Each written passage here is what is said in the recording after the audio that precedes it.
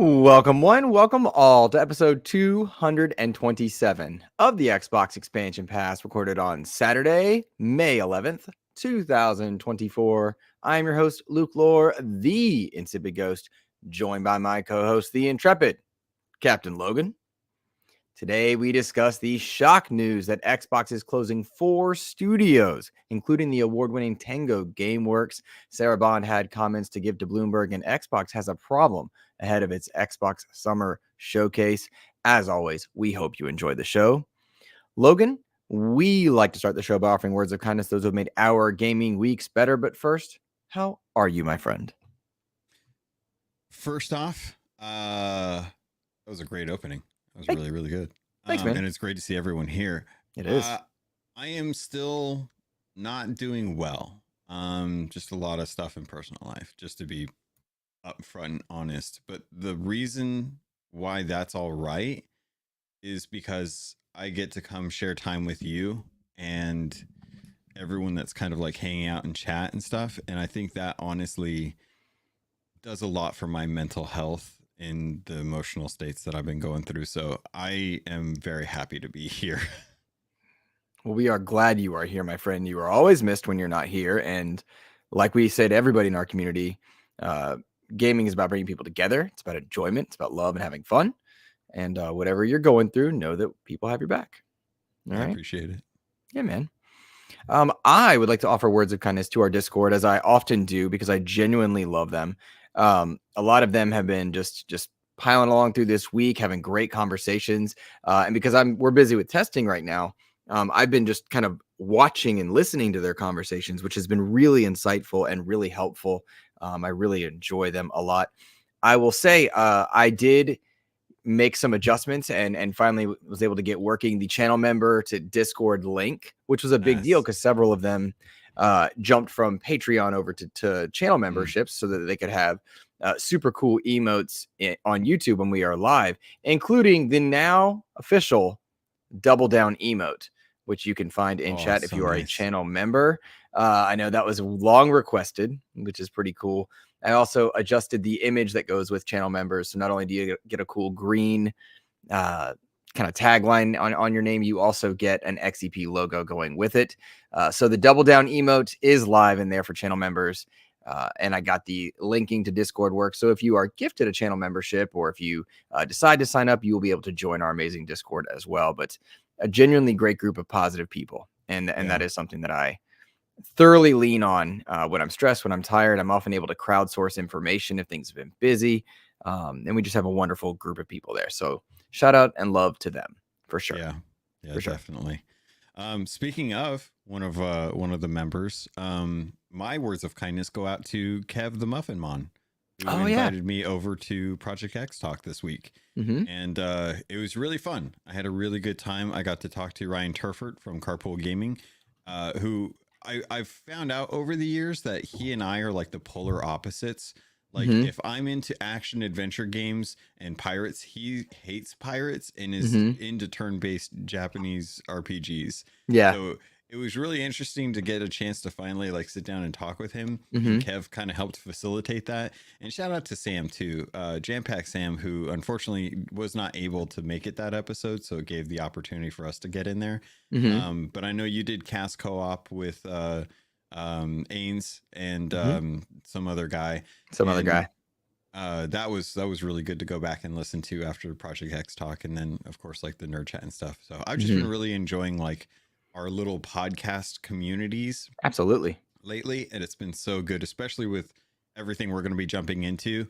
Yeah. Hearing multiple voices has really helped kind of add to the pool of knowledge and like inform how I am going to overall kind of come out of all the rakes that have been stepped on in the last week. I will fully echo the same thing. It has been a lot of news this past week, and I appreciate a number of the shows that you mentioned, the Nerd Chat, Project X Talk. I appreciate that I'm on Cast Co-op, but I enjoy talking with Ainsley Bowden and Joseph Moran.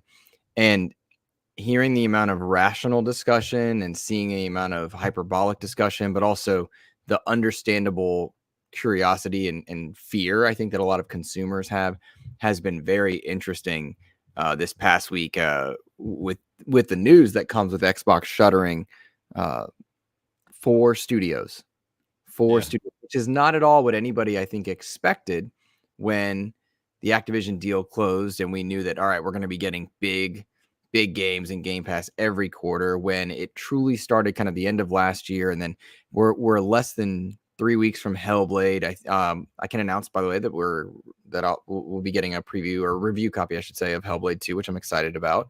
That's 2 reviews we're working on. That is 2 reviews we're working on. You're right. And then Ellery Woods Parker the Third is handling some indie stuff for us as Nice. well. Thank you to them. So it's definitely this strange dichotomy of feelings, at least for me, because we're 3 weeks out from Hellblade.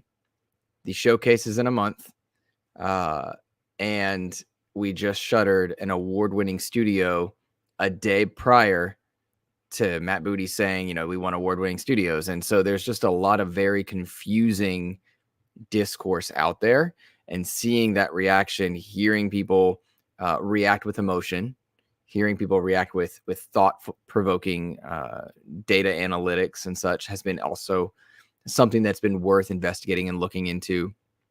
I linked in our show notes somewhere, gamesindustry.biz, pointing out that console sales, while down for Xbox, they are down for PlayStation in the UK as well. Switch sales are down. In short, I think we are seeing not just an Xbox problem, we are seeing a games industry problem. Yeah. That said, I saw several people in my timelines after the news dropped and after some of my comments on Cast Co-op, why do you care what Sarah Bond says? Why do you care about this? We're an Xbox show. We cover Xbox. That's why. Simple as that. I am not Xbox. I am not Xbox. I will go play games where we are, but I enjoy the brand and I enjoy playing games. And I happen to main on Xbox. So it is relevant to me to follow these things. Anyone that has questions about this, I want to address that, because that kind of rubs me the wrong way as someone who likes to try and stay informed about like my government and what's going on. Like if legislation's getting passed that I don't appreciate, I like to kind of keep up with that. Same thing with Xbox, listening to the leaders and to the shareholder meetings is a good way to understand where your investment should lie, not just with money, but time, energy, games, things like that. The direction, the things that they're saying now are going to inform the next 5 years of Xbox very easily. Like we could probably go back and take a look at what Phil's been saying and probably see like them talking about cloud as a good strategy and growing Game Pass, and see like that's where things have kind of gone in the trajectory. So listening to the leaders is a fantastic way to get an insight on what their strategy and mentality is for the brand that you care that much about. I agree. And I think it's well said. And I can't imagine anyone that is covering something choosing to ignore what happened this week or what executives say or what leadership says. I think that's a very silly thing. If you have a podcast on a company, a brand, if you're an Apple podcast and you don't like the Apple news of the week and you ignore it, I think it's a very foolish and childish thing to do. Similarly, I think being hyperbolic is very silly. Yeah. For sure. There's a lot of rough news to be covered, and it bears mentioning. I think it's important to say that a lot of this emotion that comes with studio shuttering is very raw and painful and frustrating because people in these communities get very wrapped up in their brands, including myself. This is not a stone thrown from a glass house. I'm very much in agreement of that. But you must separate sometimes that conversation from the human element of jobs being lost, which is very painful and very bad. That's not the same thing as analyzing why it happens. Those are two different things that take place. And I think that's important to Yeah. acknowledge prior to us going into the actual details of what's going on. Yeah. No, any comments made this week that aren't directly towards the support of the families that are now having to like uproot their lives and have to figure out how the heck they're going to manage their incomes for the next year, depending on how bad the job market is in their area or how far they have to travel. Like, we want to try and understand if this is going to continue to happen with Xbox, or was this like kind of them just ensuring that they did exactly what they had to do to maintain so that more jobs didn't have to get lost. Like, that's the understanding that we're going to be applying to a lot of what we discussed today.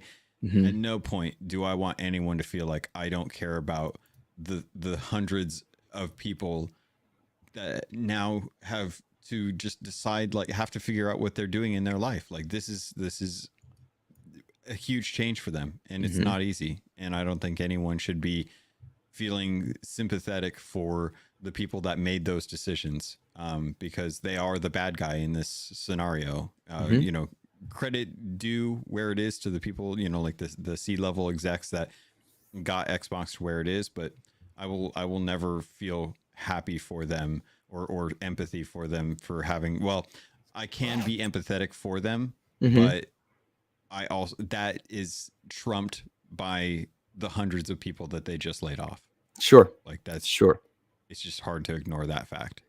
As we're about to dive in, though, and I hate to change our tone real quick, Logan, there is some slander from the amazing people that are here in our live chat. Shout out to X Bacon Gaming, Todd Oxtra, Matt Valdez. I saw Nisa Howard in here. The Nerd Chat was in here. Yeah. A Who lot else? of good people. I saw one other that I wanted to make sure. Oh, Silken is hanging out. Good to see you. But I'm seeing what this are they saying? ridiculous. Yeah, what are they going on They about? said hello at the beginning. But I want to just very quickly point out this ridiculousness. People are out there in the streets, Logan, in the Mhm. real world, thinking that Little Caesars makes pizza, and that's ridiculous. And it's odd. That is trash food for trash people, and I'm ashamed to see it. But I really appreciated Bacon Gaming's comment. Little Caesars needs to be closed down by Microsoft. I just feel like that is perfect, Yeah. and that's absolutely important.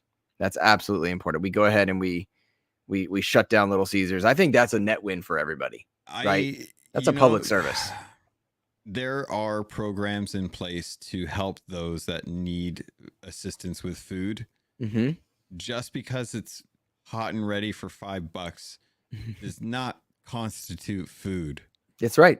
That's right. It's, Is it pizza? No, but it's hot and ready. yes, it Simple looks as that. like pizza. It looks like pizza. And that's fair. I had toys that look like pizza too. Mm-hmm. Mm-hmm. Little Caesars is not food. No.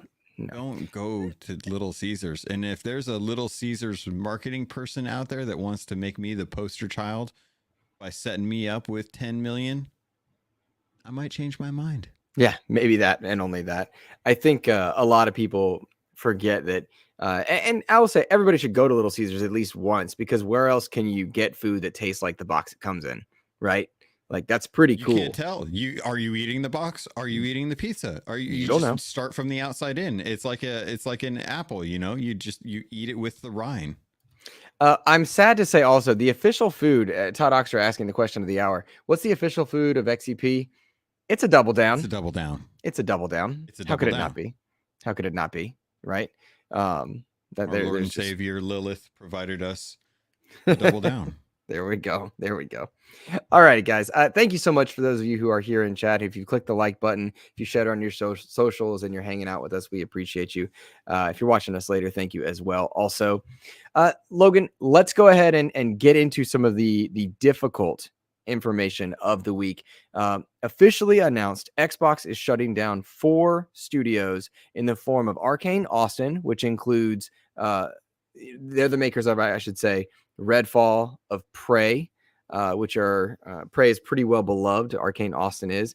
Tango Gameworks is being shut down, much to the chagrin of the majority of people who found this information. They've made most recently Ghostwire Tokyo and Hi-Fi Rush, and then about 6 years back was The Evil Within 2. Yeah. So that's, of course, a big loss there with Tango Gameworks, particularly given its relationship with Japan. We'll dive into that as well. Alpha Dog Games, they are a studio that many have probably not heard of, but they created the mobile game Mighty Doom, and they are no longer uh, alive and around. That's kind of a Yeah. bummer. And then Roundhouse Studios is being shuttered. However, some of their persons are being ushered into the Elder Scrolls Online and ZeniMax Studios and whatnot. So definitely some difficult information. Real quick, shout out to Matt Valdez gifting Oh my God. 10 XEP channel memberships. Matt, thank you Woo-wee. so much, my friend. Dang. You are helping me afford my trip out west to cover the Summer Games Fest and IGN Live. I've already got a bunch of, I got the flights booked, the hotel there. I've got a bunch of developer interviews coming, and I'm not allowed to say which ones, but I'm really excited about quite a few of them. So I really appreciate you helping me get there as well. Matt Valdez, by the way, supports in every place that he can. One of our biggest, if not the biggest, supporter of XEP. Yeah.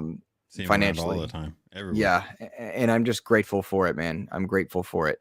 So thank you, Matt. You are much appreciated. And if you were the recipient of those memberships, put those pretty great emojis to work. Put those pretty great emojis to work because they're fun. They are fun. Yeah, big thank you. Yeah, really, man. I can't say enough. All right. So did you get the last studio? The last studio was Roundhouse Studios, which is being that's being shuttered. However, funneled. The majority of that talent is being funneled into ZeniMax Studios. Which makes sense. Think they were doing the launcher and stuff for Elder Scrolls. Good for them to keep working on it. I agree. I feel a little bit. I feel some type of way about this news, Logan. I think my reaction. I just did a quick live stream on Tuesday when this hit. That was pretty raw. And that's worth going to look at. But I think in hindsight, as I look back, I stand by a lot of what I said, and I'm very frustrated with a number of these decisions because it doesn't match the messaging that Xbox has been providing us as consumers for the last 2-3 years. And I asked on that stream if people felt betrayed or if they felt like this was worthwhile. Portal Player, it's good to see you. This is a live show. So you're watching live, my friend. I do feel a bit betrayed by this news because I look at a studio like Tango Gameworks, which has put out The Evil Within, Ghostwire Tokyo, and Hi-Fi Rush, highly regarded, award-winning creative games that do something special in their space. And it hurts to see that being shuttered next to Matt Booty's comments of wanting smaller games and award-winning studios. Now, I'm going to put an asterisk on that because X-Bacon Gaming on the Nerd Chat the other night said something about Hi-Fi Rush that I would like to repeat in this show in a moment.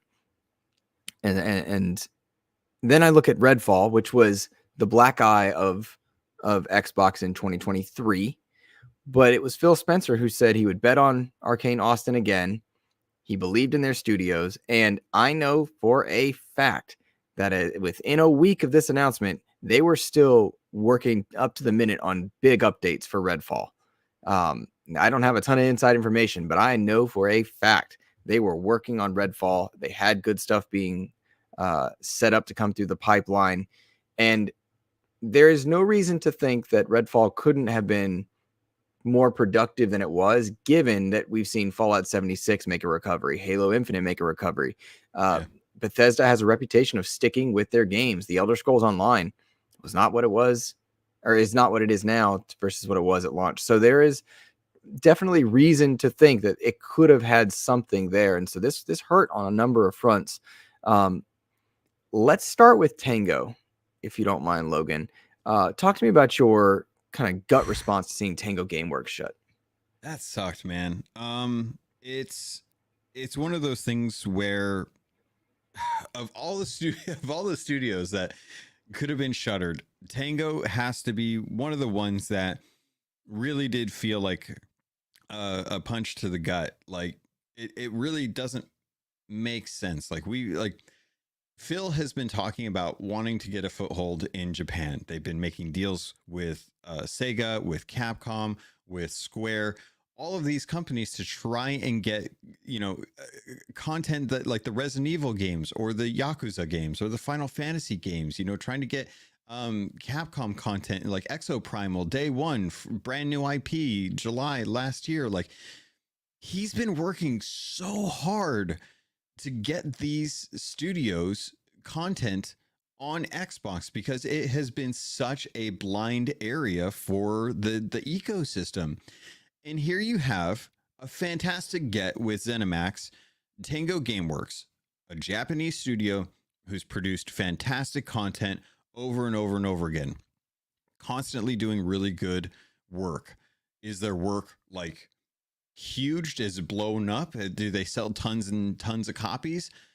Maybe, but it doesn't take away from the fact that they released 2 games within the last 2 years, both received very well, one of them being exceptionally well with Hi-Fi Rush, and they're just gonna shutter it. Like, why would you do that? Why would you take your best studio that is Japan based and just like kick it out to the curb? Your only studio that's Japan based. Yeah, like it just doesn't make any sense to me, man. And it sucks because all of the people there were super happy and everything felt like Sarah Bond was congratulating them on their anniversary and wishing them many more like a year ago.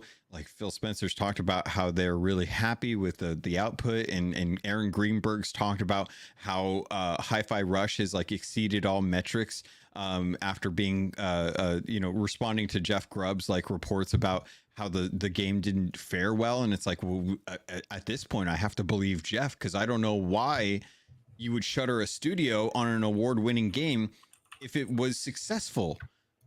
Why would you do that? Like, talk about the stupidest thing you could possibly do. And that's what they're doing. And it sucked with Tango for that aspect of it. And I was just, Right. It was really annoying. And that was not even the thing that upset me the most. But how are you feeling about Tango? Because I know that's the biggest surprise to me. I was really bummed, to say the least. Upset, angry is the correct word. I'm still angry about Tango Gameworks being closed. I'm angry because Ghostwire Tokyo was a fun game. Hi-Fi Rush was a blast. And Evil Within is a great legacy that has promise in its IP.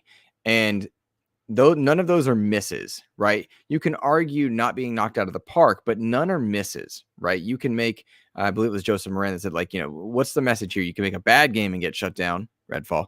You can make a great game and get shut down, Tango Gameworks, with Hi-Fi Rush. What's the messaging if you're the developer?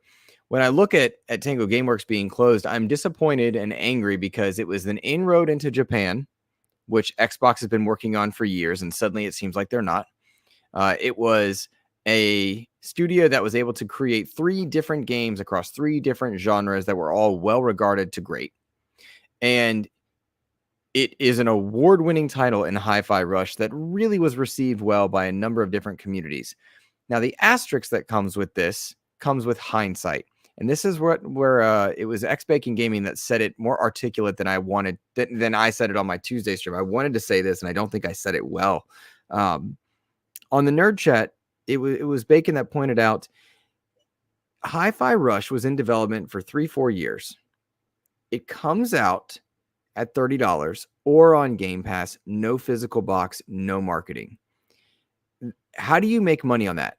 Right? Like, and the question is logical, right? Like, because games should have an ROI, a return of investment. A 4-year development cycle, a $30 price tag, no marketing because it's a shadow drop, and you're on Game Pass, which will eat sales, and it's not anywhere else. So what were the metrics that we were measuring success by? And if you're Xbox and you're looking at, all right, future titles being built, because I see some people in chat pointing out, like, this is about future titles.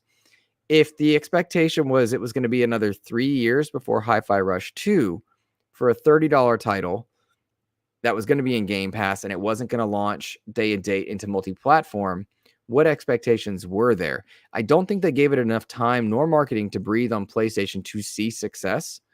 And I have to think that had Switch 2 arrived when Nintendo originally kind of seemed to project internally what it was going to be, we would have seen more success for Hi-Fi Rush 2 being multi-platform, or Hi-Fi Rush being multi-platform.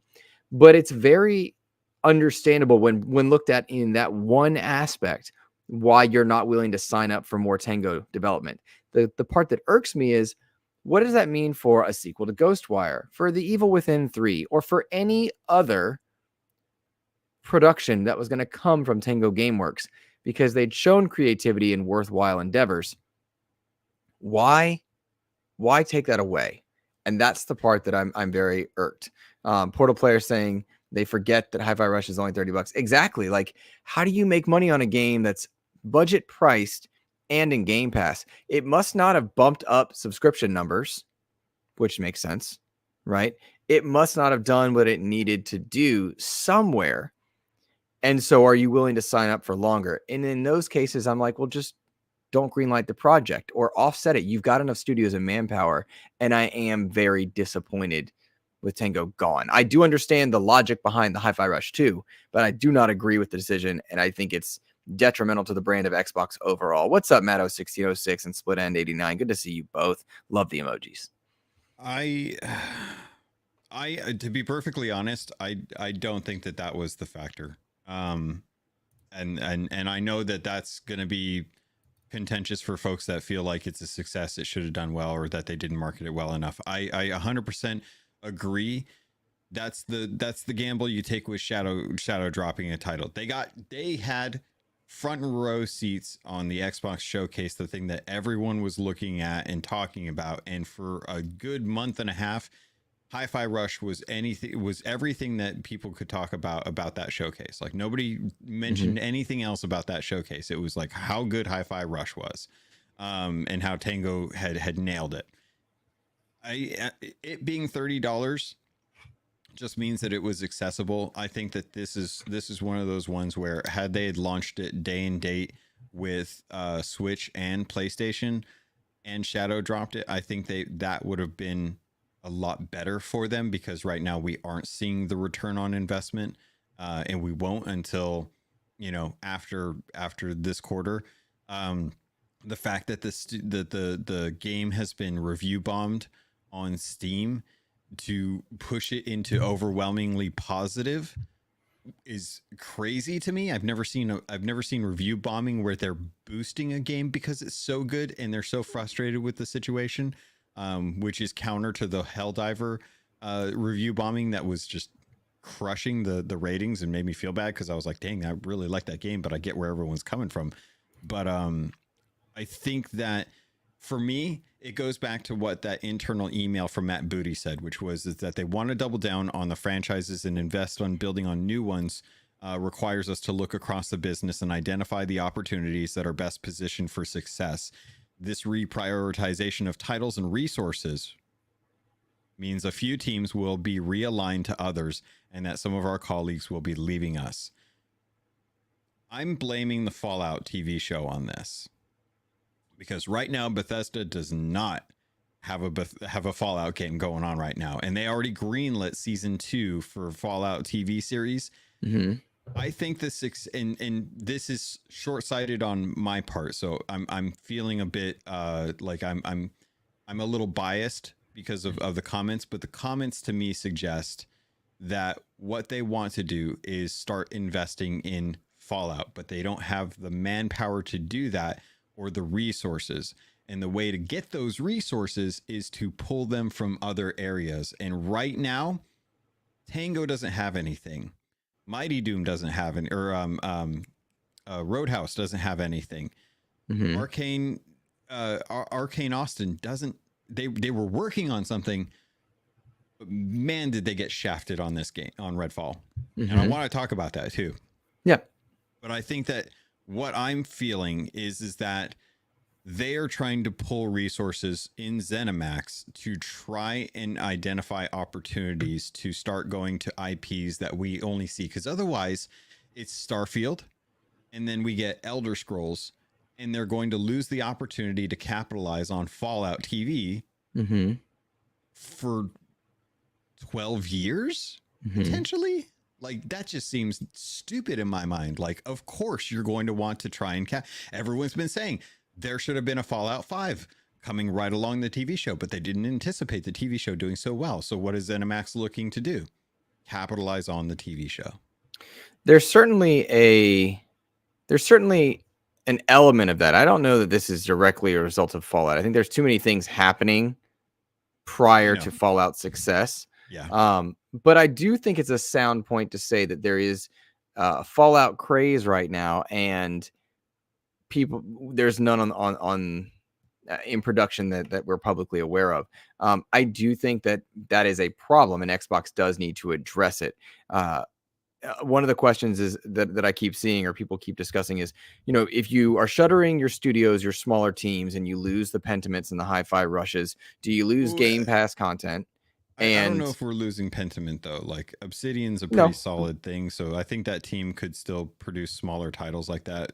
But I just want to put that caveat in is I think Pentiment and Obsidian are safe. I wish it wasn't. The question is, are we going to lose the idea of the hi-fi rushes, the Pentiment, the smaller games? Yes. Which would sacrifice Game Pass cadence, which is only just now getting to start, and mean we suddenly get like a churning of Fallout, Starfield, Call of Duty content type things. And I got to tell you right now, I would sacrifice Hi-Fi Rush every day of the week for faster production on Fallout stuff, for faster production on brands that I think are going to do well for the safety of Xbox. And that comes with, like, it's like stubbing your toe. It's like, I'm still walking forward, but it's going to hurt. I don't want the Hi-Fi Rushes and the Pentiments to go away, but I do want to see faster production on Fallout, smaller studios making things, yes, but we do need to see a better cadence of higher profile brands that Xbox has in its umbrella. And that is the key element, because Pentiment was never going to make lots of money, right? And it doesn't cost a lot of money, but I mean, it was never going to make a lot of money. That's a niche title coming to a niche audience on a very small platform initially in Xbox. And then it goes to PlayStation. Of course, it's not going to chart. I was surprised to see Hi-Fi Rush not blip anywhere on PlayStation. Very surprised to see that. It really surprised me. Their alley. It's more up Nintendo's alley, but yes, I agree. That really did surprise me because it's a fun, bombastic, bright, colorful game. Again, not a stone from a glass house, not a game I finish, not a game for me. Again, it is somewhat niche. It's a rhythm platformer, but it's really good. And everybody, particularly if you have Game Pass, you should play it at least once to figure out if it's your jam, because it's neat. It's fun. It's creative. I hate that we are going to sacrifice some of the creativity, as we have now seen Xbox is willing to do, because I didn't think they were going to do that. That wasn't what I expected when I heard Phil Spencer and Sarah Bond speak until very recently. It feels like the messaging has changed, and it makes me sad for the brand in several ways, but also, like, again, I'd rather play Fallout and Gears and Halo and Call of Duty and Diablo far more than I would rather play some of these others. And going to PlayStation, going to multi-platform, the experiment is still ongoing, given that we see Sea of Thieves doing well over on PlayStation, right? It is effective to look at Fallout 76 in its wonderful and deserved resurgence, to see Call of Duty and Diablo working quite well as a multi-platform thing that won't go away. Minecraft as well. You made an appropriately apt analogy in our private chat. Share it, please, because it's very good. So this was while you were kind of talking about this situation. It feels like Microsoft is kind of repeating history, unfortunately. And I wanted to pose the question: is Hi-Fi Rush this generation's Sunset Overdrive? When we go back to the history in the next generation, are we going to look back and say, like, man, it really sucked that Xbox let go of Tango Gameworks, because that team is putting out some amazing content now, and they had that studio. And if only they just kept them and let them keep working on stuff they wanted to, we'd be having all of these amazing games on Xbox right now. Mm-hmm. And it feels like I would not be surprised if the team that was working over at Tango ends up at another studio working for a different ecosystem outside of Xbox and putting out amazing content. Because I hope so, because I hope they land on their feet. They will regardless. They're talented. I have no doubt that they'll be able to find it. I'm a little bummed that Xbox's decisions right now feel very short-sighted. I agree, which brings Todd Oxtra's comment in chat into question. And Game Positive, I have a comment from you saved for later. He says, I worry that studios will get less say in new projects. That's an appropriate worry. And I'm not sure I would have agreed with that sentiment 2 weeks ago, because Xbox's messaging prior to has been very different. Matt Booty was saying we wanted to see, more games come to Game Pass, and Phil Spencer has made the comment of the big games fund the small games so that we can have multiple teams and show creatives. I would bet on Arcane Austin again. The messaging certainly has changed, and I commented on Cast Co-op that when Sarah Bond was interviewed by Bloomberg, she looked very uncomfortable. I watched it first on mute as I was on Cast Co-op, so I watched a lot of body language, and then I went back and listened to it, as one should do. And she looked ill-prepared. She sounded ill-prepared. She looked uncomfortable, which tells me, one, that her PR team didn't properly prepare her, which is a problem.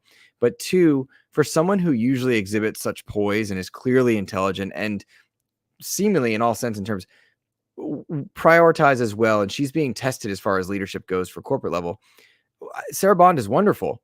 For her to walk out there and not believe in the messaging she said, for her to change the way she was and to be so, I don't know what the right word would be, off step perhaps, tells me that this decision didn't come from her.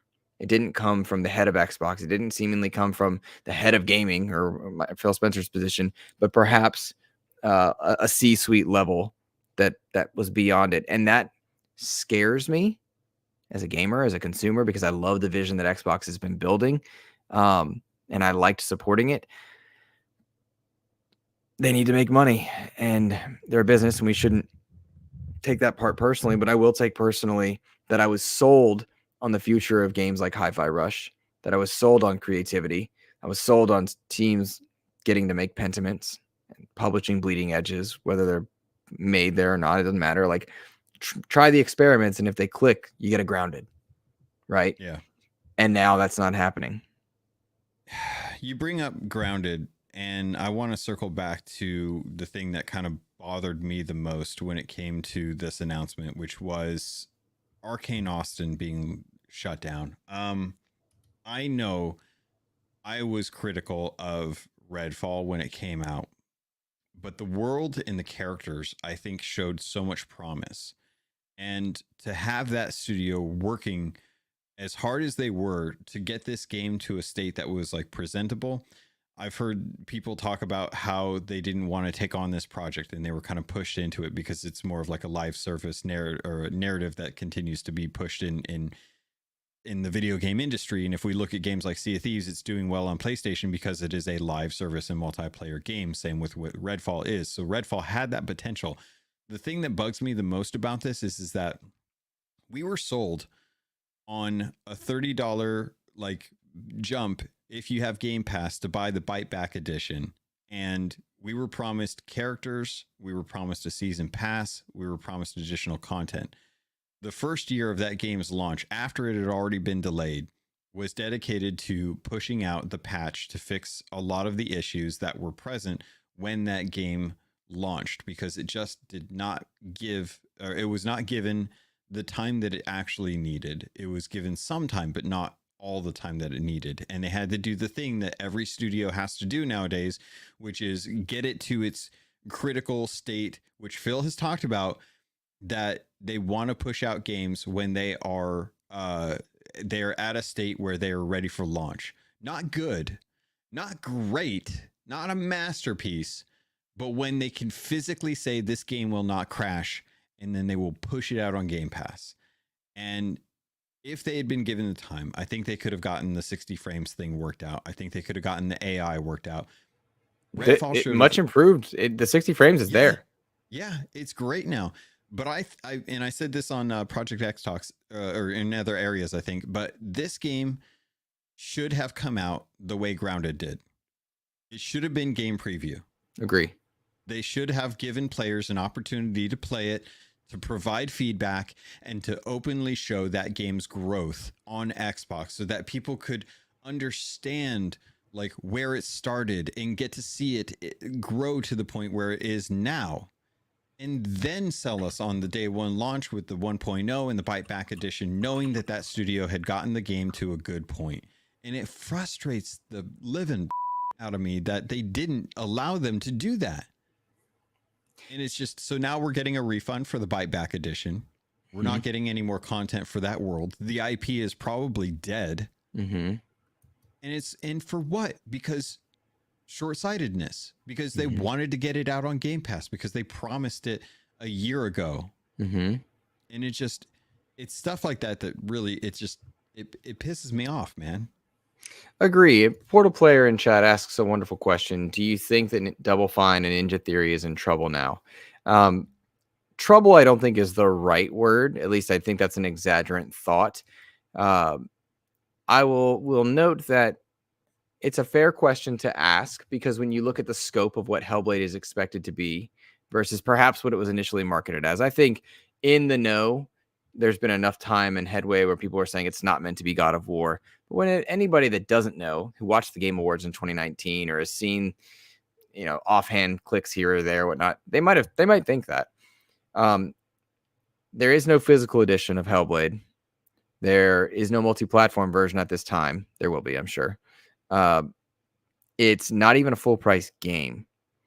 So, and there's no monetization model. So do I think Ninja Theory is in trouble a little bit, or trouble is not the right word? Should I put them on notice? Yeah.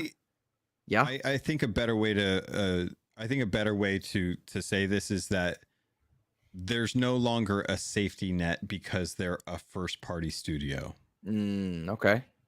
I think that them being a first party studio and having like that safety net to be like, it's okay if you put out a good game and it's, it's well received, but it's not big. It's all right if it's not big. It's okay. You guys are first party studio.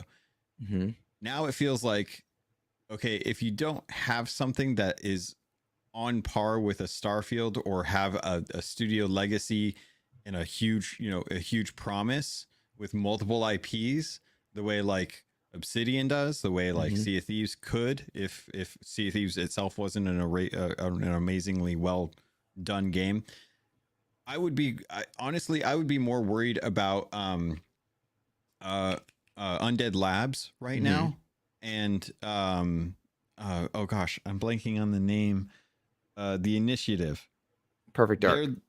They're the ones that I would be more worried about right now than Double Fine or Ninja Theory. I think Ninja Theory knows how to make really good games. I think everyone trusts Tim Schafer to make really good games with Double Fine. I don't think that those studios right now are ones that Xbox is looking at. Also, the studios that closed are all within ZeniMax. So really gonna have to keep that in mind. Like the reason that these resources and funds are being reallocated is within ZeniMax. It's not ABK pushing their weight around saying we need more Call of Duty studios. It's not Xbox looking at all the little studios and thinking like, you guys aren't making big enough stuff, so we're going to cut you right now. It's ZeniMax's resource allocation shrinking in to try and bolster some of the content that isn't getting made right now. I look at a lot of this, and it makes me wonder if maybe early access is being underutilized. And Matt Valdez asking, why don't they offer early access edition for all of their titles? I'd pay to get in early on something like Starfield. That should be the model. Yeah. Right. And to be clear, we've seen the gaming industry and we've seen Xbox explore gaming models, explore platforms and putting multiple things on multiple places. We've seen them explore pricing. Like how much should a game be? Hellblade's coming in at 50. Are you lowering expectations? Are you trying to do 70 for something like Starfield? Is it ready for that? You're doing a $30 upgrade model. You're putting Hi-Fi Rush out at 30. Like, they are trying to figure things out. For goodness sakes, they put Halo Infinite's multiplayer free. So I think they're trying to figure it out. And I think early access is an underutilized element for first-party titles. And it's very clear to me that it's clear to me, I say, maybe clear is not the right word, but they were so focused on getting Activision Blizzard that it feels like now that it's done, the roadmap has shifted in such a way that the plan is gone. Whatever plan was there is gone. And it makes me wonder, did you not properly prepare your C-suite for what was going to happen? Because it seems like that book is out the window, and that worries me. I don't know if the ABK thing factors in that much. I think ABK was exactly what I think we kind of talked about it was going to be. It was going to be having better deals with Call of Duty, having the talent and revenue from Blizzard, and getting access to mobile games like Candy Crush and stuff to get into the mobile market. I think that's what the ABK does. I think what's going on right now is that now that that's done, we're seeing them look to the rest of the landscape and seeing like, okay, where are we not paying enough attention, and what is bleeding money where we need to shore up those funds. And that's when I honestly have to say they need more than just Matt Booty doing this job, because they've got people in ZeniMax, but clearly the people that are in ZeniMax aren't doing a good enough job to be able to report back to Matt Booty and being like, hey, stuff's kind of on fire right now. What do you think? And he's like, oh my God, draw the line in the sand, cut off the fire from where it is so it doesn't burn up the entire studio or the entire company. Like, that's, I think the problem right now is that the execs are not doing a good enough job. Mm-hmm. And there's not enough of them to be able to manage all of the studios that they've got going on right now. And if they are, new people, because bad. It's so you're of the mind that Matt Booty and his cohort are doing a bad job? I think Matt is doing a bad job. If they can't figure out how to get budgeting to sustain Tango Gameworks and Arcane Austin, like, I can understand the mobile team with Mighty Doom. It didn't do well. It's a mobile game. It should be doing amazing. If that's not doing well and it's a small project, fine. I can understand Roadhouse getting merged into Elder Scrolls Online, because that makes sense. They're a studio that was helping build content for that game. The other studio was still working on it. Just get them all under one house. Consolidate, right? But if you aren't finding ways to maintain your one foothold in Japan and one bad game from Arcane Austin, that to me doesn't show confidence in your ability to manage these studios, because that's your job, is to let them make games. If they can't make games and you have to close them, I get it. The industry is flat right now. We've seen the bar graphs. We've heard the stories. We've heard the words. Honestly, I attribute it to two things: bad management and a lack of funds from the middle to lower class right now. And I think, honestly, I do genuinely feel like if people were getting paid more money for the jobs that they're doing right now, I'm not talking about the upper echelon, the people in high paying jobs. You're making 250, 300 grand a year plus. I'm not talking about you. I'm talking about the people that are making like 300 or 30,000 a year, 40,000 a year. Okay. If they had more expendable cash, buying games as opposed to relying solely on one console and one service would probably help growth. You mentioned it on Cast Co-op that everyone was buying games and playing games during COVID, and that all the shareholders are still expecting that amount of growth post-COVID. C-suite execs should have been hedging their bets on growth. And because there's just less pay for people right now, people can't afford to buy a luxury stuff in gaming right now. People are going back to work. They're going back outside. They're not doing stuff indoors as much anymore. And growth has stagnated because there's been such bad marketing and messaging, and the content from the studios themselves have been good, but not great when we're expecting great because they're first party. Of course, we're going to see issues like this. And it comes back to the fact that I think that the studios are not being managed well enough to keep them open, which is evident. That's a lot to take in, but I agree that there is a huge management problem. No, it's fine. I was tracking. I agree there's a management issue for sure. I also am confused as the direction seems to shift because right now Sarah Bond, or not right now, but in the last day or so, Sarah Bond has gone out and said that Xbox is planning to launch a mobile store, or Microsoft is planning to launch a mobile store to compete with Google Play and Apple. And I get it, but like that's doomed to fail immediately. Like I can't imagine anyone anywhere saying, you know what, I'm not going to use Google. Hold on. You will wait. Okay. That's what I say to cars when they started coming my lane. You will wait. Like I don't see that we're in any world a Microsoft owned store being successful. The plan is to launch with Activision Blizzard King's Candy Crush and other proprietary things in our under our umbrella to be successful and compete with Apple. Yeah. I get that they don't want that 30% kick out to Google and to Apple, but like I don't see anyone truly going that route, truly like en masse. I don't see that happening because Candy Crush is there. We talked about like earlier, if they really want to boost Game Pass sales, they'll allow Warcraft to be wrapped up into it, right? Like you get Game Pass Ultimate on PC, you find a way, 2 clicks, and Warcraft players can have it as well. And that's how you boost numbers there. I just don't see anything that simple happening on a Play Store over Candy Crush. I know I'm not knocking the game, but like I don't see people downloading a new client. Apple users are not going to say, you know what? I'm getting this new one. Google Play users, they're not going to say, you know what? I'm going to a new storefront. That's just not happening. Also, the ridiculous amount of logic that is ignored by saying we're going to open a mobile store and close our own mobile studio with less than 2 years old is just foolishness. And so I do not have confidence in that whatsoever. And I think that is the biggest misstep and misappropriation of talent and energy that they could possibly have. But I'm biased. I'm never going to download that client. I'm going to stay on Google Play. Joseph Moran's going to stay on Apple. Ains is going to stay on whatever Windows phone he has. Phone thing. Yeah. He's already in the ecosystem. It's like saying we're making a new game for Linux. All right.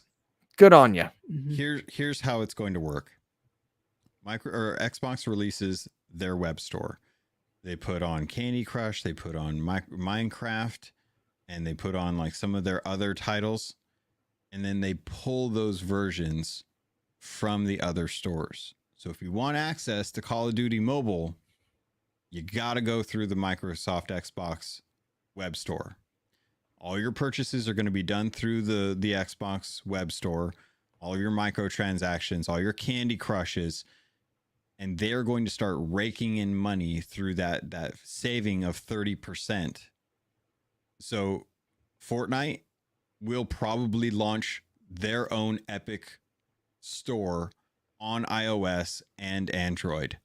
So they can start pulling in that cash from that 30% that they're doing. And they're going to pull their content from those other stores. Why? Because they aren't going to lose that 30%. Who's chat? If you're in chat right now, are you going to download a new client to play Candy Crush or COD Mobile? It's not downloading a new client. It's opening a web browser. You open a web browser every time you open your phone up. Yeah, but I'm not going to... I just don't see it. I do not see it. How many people are doing Xbox Game Cloud on iOS or Android through the web app? I am.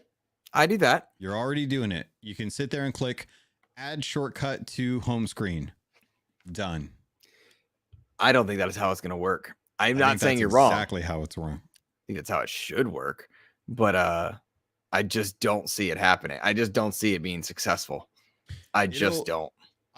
I would have confidence if it wasn't Microsoft, Mm-hmm. if it was another company doing it, I would have more confidence in them. If it was Steam, I would have more confidence in them doing it, because everyone knows the caliber of Steam content. The caliber of games and content coming from Xbox mixed with the PR missteps that they've been having is going to cause this store to have question.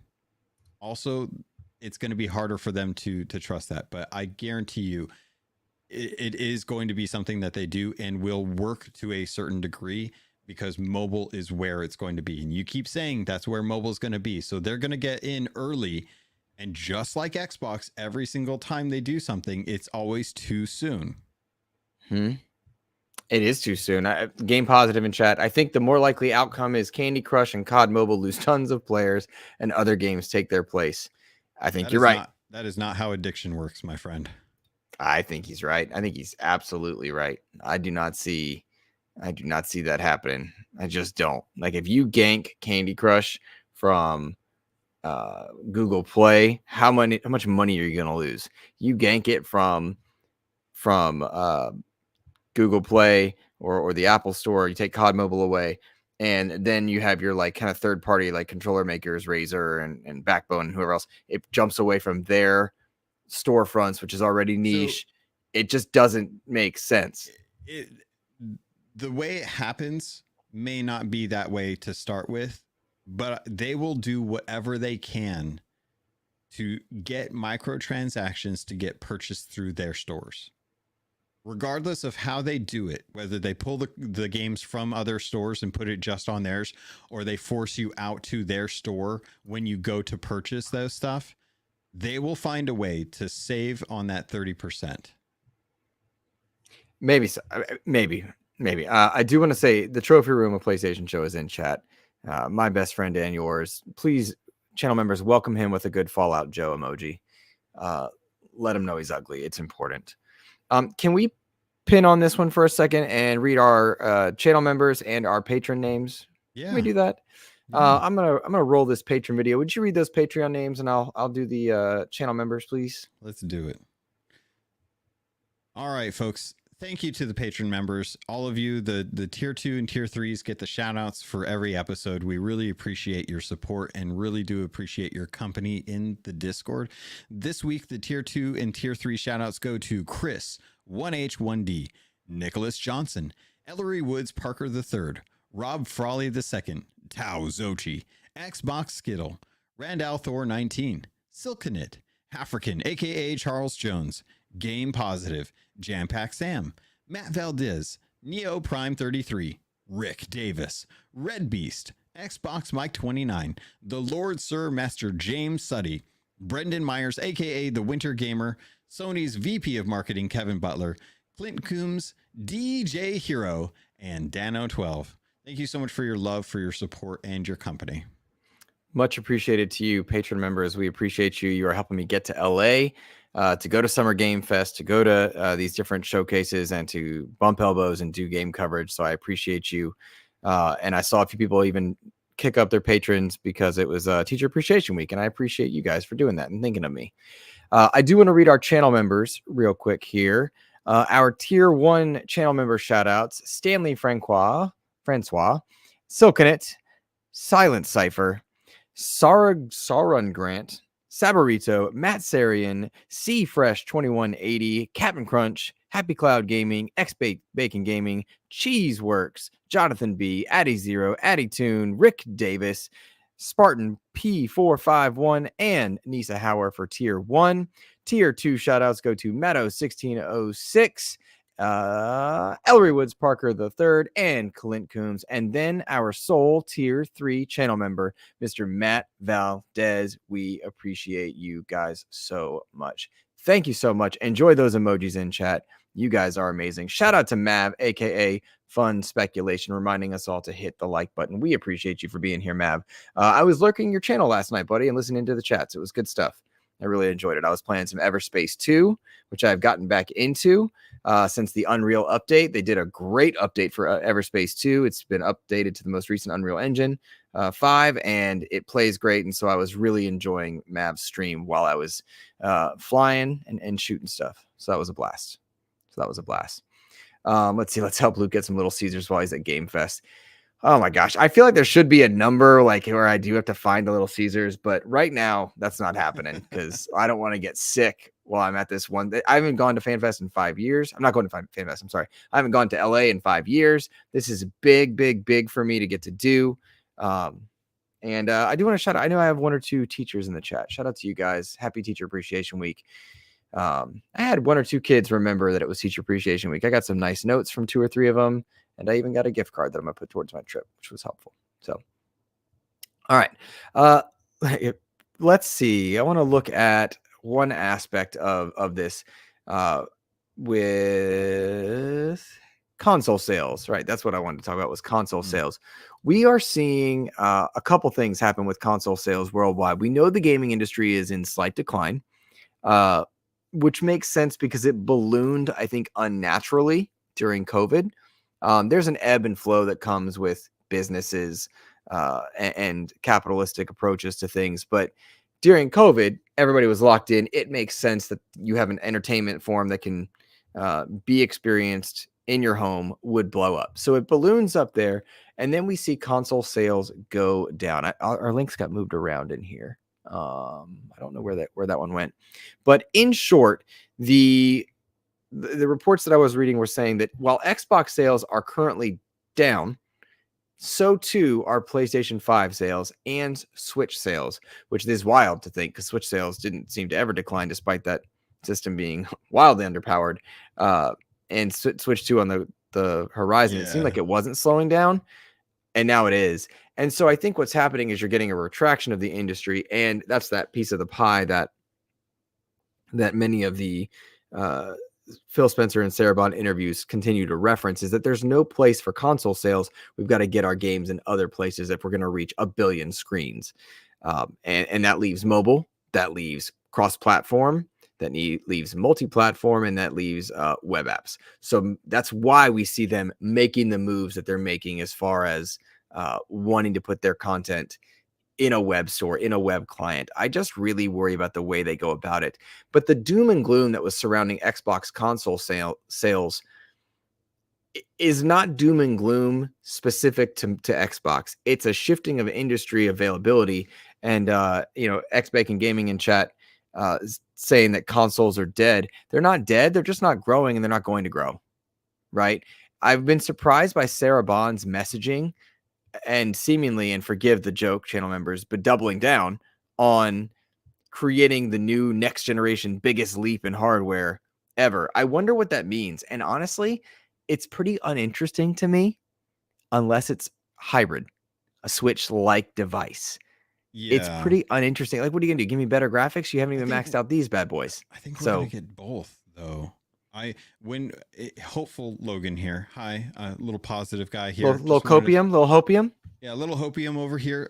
Hold on, let me just wanted to get a quick little hit of hopium. I think we're gonna get a high-end Xbox console that will be like close to current PC specs for games, and then we're going to get an Xbox Series S hybrid.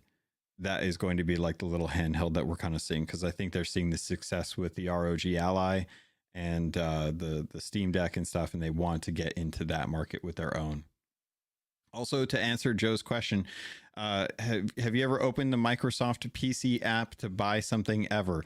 Yeah. When you have a good PC, Joe, apps work. I don't know what to tell you, buddy.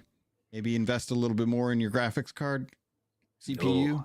Oh, everything works great on my system. You got a best friend now in Bacon. I'll tell you that. I know a lot of people are making the jump to PC. It makes good sense to a lot of people. I think I'm a console guy. I like console. I like what I see from people that are playing ROG Allies. Honestly, if I wasn't going on a trip, I might even consider it. But like I've got the, if the ROG Ally is the elite version of the Switch, the Steam Deck is the elite version of the Switch for people that want to play multi-platform games or play PC style games or high level AAAs. I'm I'm doing the budget version with my Backbone. People are doing the budget versions with the Razer Keyshis or whatever. But like that is the future, is to log in, click your app, play, and then just go when you get home to a console or PC, jump in from there. I don't know that Xbox is going to do both. I don't know, man. They made a bank on or they made a gamble on doing the Series S and the Series X. And the Series X was their mid-gen refresh, launched at the beginning of the generation. I still haven't seen those two consoles maxed. I still think the Series S is a great console. I think that should be everywhere. It should be 150, $200, and it should have Power World on the box. It should have Fortnite on the box. It should be there. And yet, I don't know, man. I just don't know if they're gonna do two SKUs. Oh my God, Matt Valdez. I can't believe I really hope that they don't do one, just because it really didn't do what I think they wanted to do, which was try to get gaming to more people. I think they're going to have a better chance with that, with like cloud gaming and just focusing on one SKU, but that's going to be tough.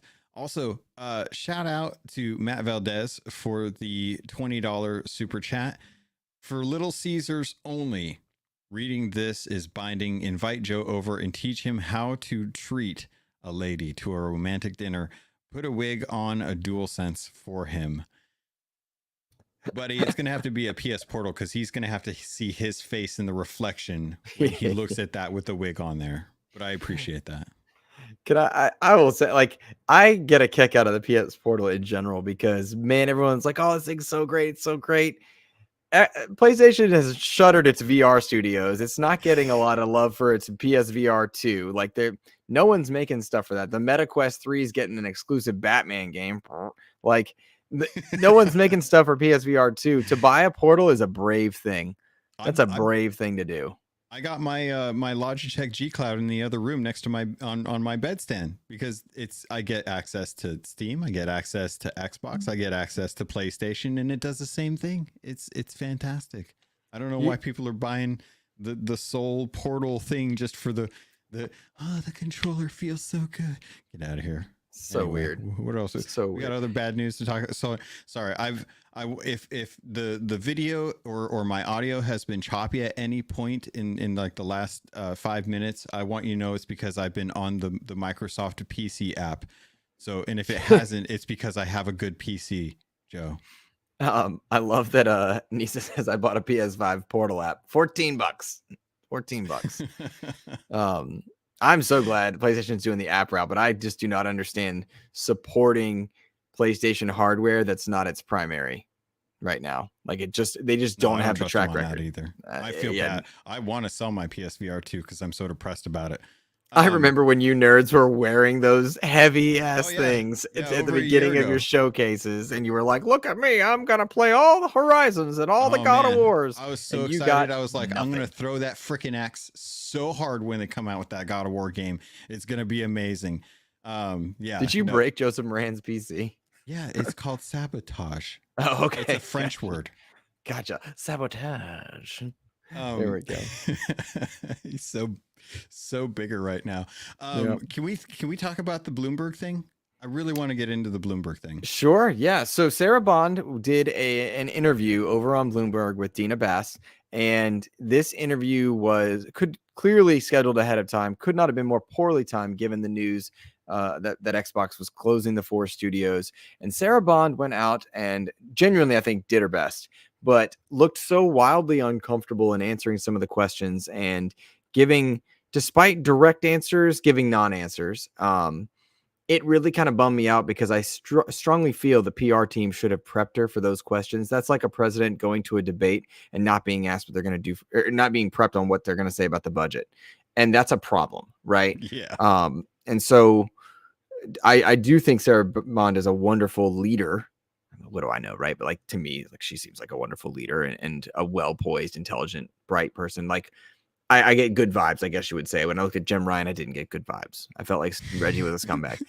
So whatever. But she looked ill-prepared, and that worries me. What did you want to say? I broke him.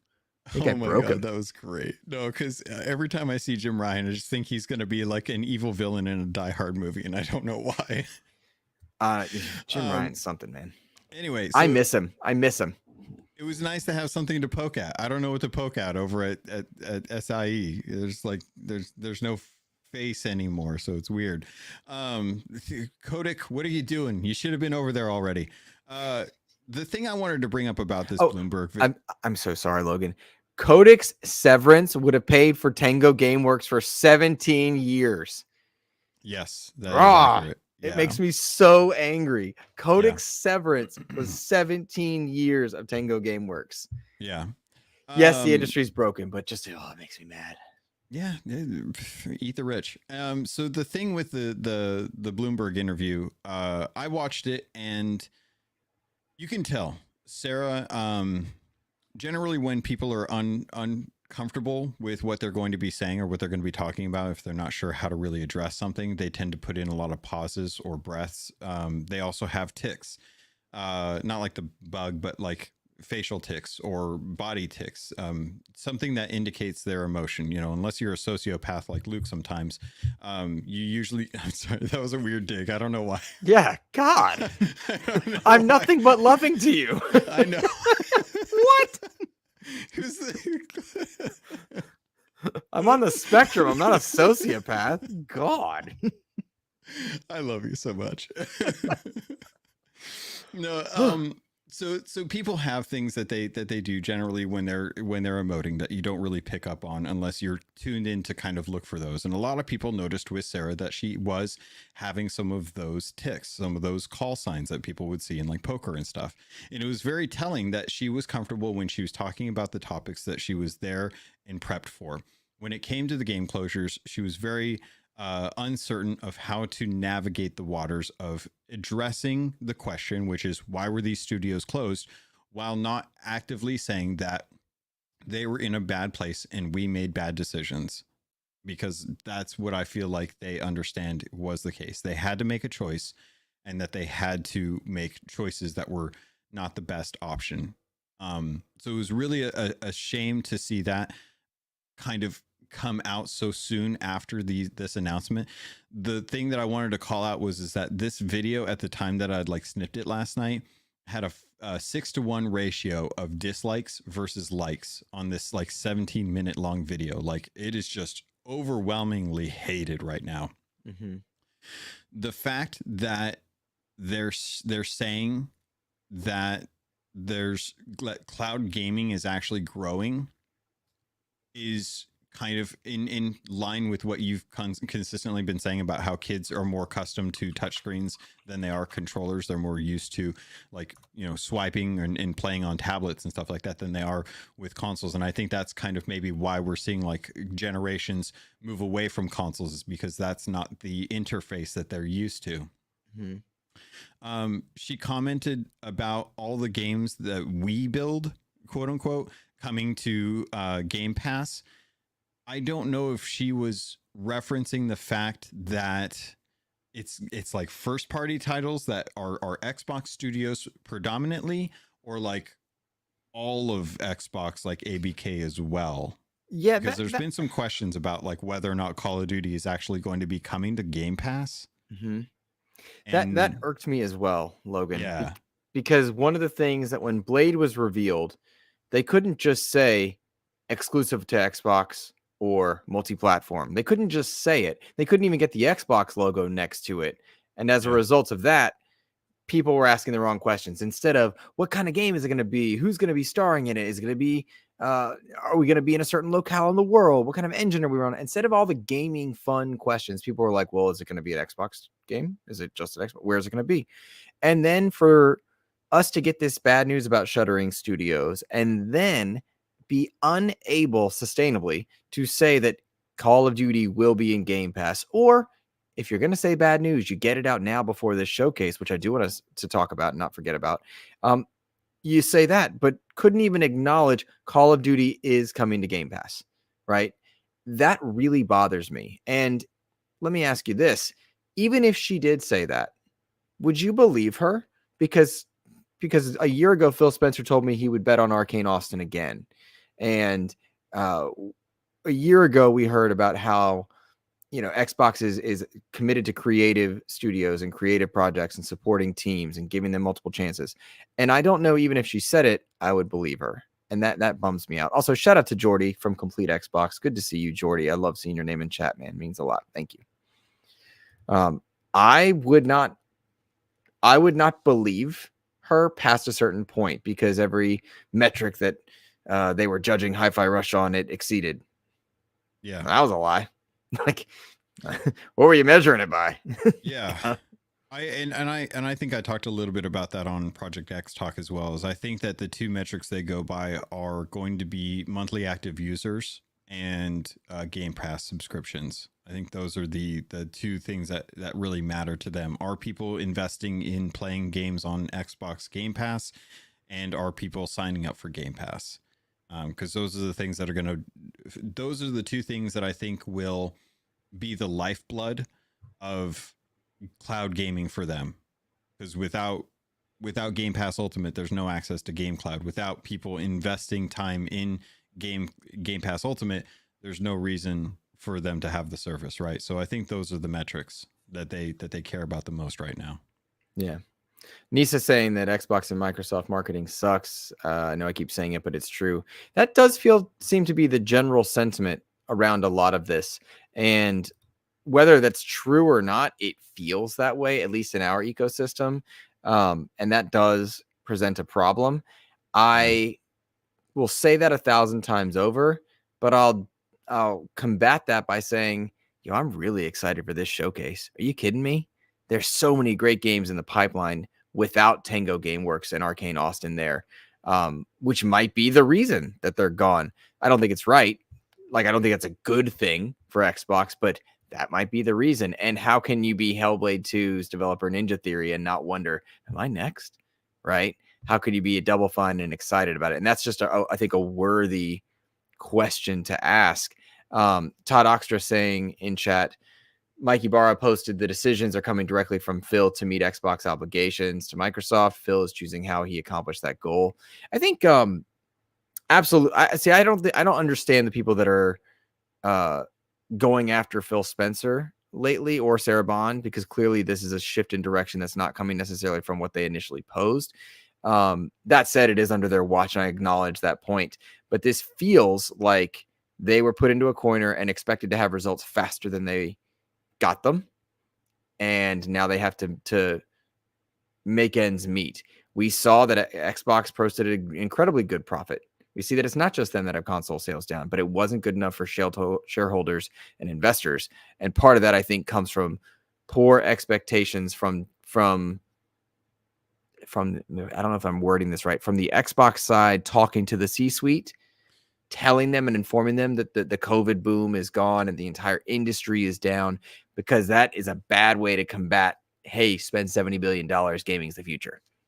So I still rail against the whole 70 billion thing for ABK, because like in my understanding, when it comes to companies, and I see this every time I have to deal with my company and here go through meetings and stuff, and they're talking about mergers and acquisitions and stuff like that. It's an investment, but it's an investment that has a budget. It's not like they're just like, all right, let's break the bank on this, and let's all in on this ABK deal because that's where we're going to put all our money. It's like, no, they knew how much they had to spend, and 70 billion was what they said that they were going to spend for this, knowing that the return on investment would be a long period. You don't just make back $70 billion in the first year. So judging like how you operate your business within months of the deal closing doesn't hold water for me. I really would have liked, and my solution for this, a lot of people are like, Call of Duty, what do you do with it? My solution for Call of Duty was, I think, very simple. It mimics the Sea of Thieves style model in some ways. You are free in Game Pass, and you are paid everywhere else. And within that umbrella that your game encompasses, you have a monetization model that incentivizes spending, right? The Call of Duty model is very well monetized to say the least. But those players seem comfortable with those prices. Like Call of Duty continues to make money. It's got PvP, PvE, it's got multiplayer in the form of battle royale, and it's got a campaign, and it makes good money. Sea of Thieves has an Emporium, I should say, pardon me, that has wonderful sets of cosmetics. And I think if you do something right for your Game Pass members, Game Pass perks, maybe you do a $30, for $30 you get the buyback edition of Call of Duty. I love this analogy. And it gives you Black Cell or whatever for your season 1 pass or something like that. You do something like that, or here's a special thing for Game Pass members. That's how you make some ROI for keeping it on Game Pass, probably drive some Game Pass subscriptions for sure, and you sell in other platforms. But they've got themselves in a corner. Do you nix Call of Duty sales by putting it in Game Pass and hope that it boosts your subscriber count, or do you keep it out and break your promise to your core customers and risk losing Game Pass? Because I will tell you, if you start taking away things that I'm expecting as a Game Pass customer, my subscription is gone, or I go from Ultimate down a level. Or you start losing me as a customer, if you start breaking my trust even further. You already kicked me in the nuts by taking Tango Gameworks and refusing to support Redfall. Some understandable stuff in that. But then you nix Call of Duty, which is the whole song and dance we've been going through. I don't know, right? Like, Luke Lohr is going to play Call of Duty, right? I like that. Yeah. I'm going to play the new Gears. I'm stoked for this showcase. But they do have they are in a corner when it comes to COD and Game Pass. And how they navigate it, I really want them to stick the landing, because the industry is better when everybody's healthy and competing. And right now, it feels like the only person that's healthy is Nintendo. And even then, like, I wonder how much of that is front facing, and I don't know. I don't know. I don't know how Nintendo's doing right now. I honestly feel like Nintendo's kind of faltering right now because their games are not hitting the way they should. All they've got is remakes from GameCube games come in. Switch 2 is a year out, and remakes. Bring me some Fallout remakes. Put some COD FPS boosted stuff into Game Pass. That's fine for me. I don't get mad, by the way, when remakes are what you got. I do think it's funny. Like, you get, what was it? Horizon got remade and Last of Us got remade. It's funny, but like, whatever. You should have had Fallout remakes ready to go. FTC leak is what I'm referencing for this Fallout show, and you darn well better have them for season 2, right? Like, do it. That does not bother me in the slightest. Maybe that's what's happening at this showcase, right? If we get some Fallout remakes at the showcase, you get some Gears remakes at the showcase, rock on. I would not be surprised if we saw an Oblivion remake and a Fallout remake announced to come next year. And honestly, like, I feel like they need to put COD on Game Pass. It's gonna hurt sales. But the idea, like, and here's kind of where I'm thinking, like, I would not be surprised, because it was already a kick to the shin last year when they bumped up the price of Game Pass. I still think of it as like the $15 game or Game Pass subscription, but it's not. It's $17. And stupid country. I honestly feel like they may offer Call of Duty, and they may try to say, like, there is a bump in the price because you're getting Call of Duty, and they may just include a lot of content with that. And because honestly, like, I mean, I'm buying the season pass every year. I might consider keeping Game Pass Ultimate if they bumped it up another $1 or another $2 if they put in Call of Duty and the seasons. I think 20 is my max. 20 is my max. I can't see myself paying more than 20. I just can't. Here's how they could win. And I'm gonna be real upfront about this. Nintendo does this, and it works really well. They have their Nintendo Switch Online, which gives you access to a large majority of NES and Super NES games. Mm-hmm. Then they have their expansion pack, which gives you access to N64 and Game Boy Advance and Game Boy games. Included with the expansion pack is DLC for other games. So like Animal Crossing, Splatoon, Mario Kart, you get access to that DLC. if Xbox wants to do something, they should have core at like their multiplayer requirement that gives you access to a subset of games.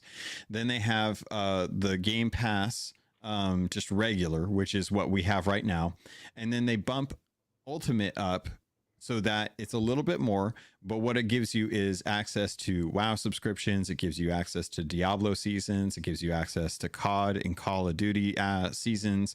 And they start working in some of this DLC into the cost of Game Pass Ultimate. Mm-hmm. And then that way they can start breaking apart and giving different tiers. But there's so many issues right now with Game Pass just as a whole. Like we still don't even have like a family plan, that I don't see that being something that actually happens. But if they wanted to try and garner interest in Game Pass by bolstering sale or like a subscription numbers, then you break out the tiers and you offer people options that have more perceived value for an incremental jump. I'm thinking, and I mean, yes, yes. I think the problem is the more you fracture, the more you risk losing people. There is an in between there that's got to navigate.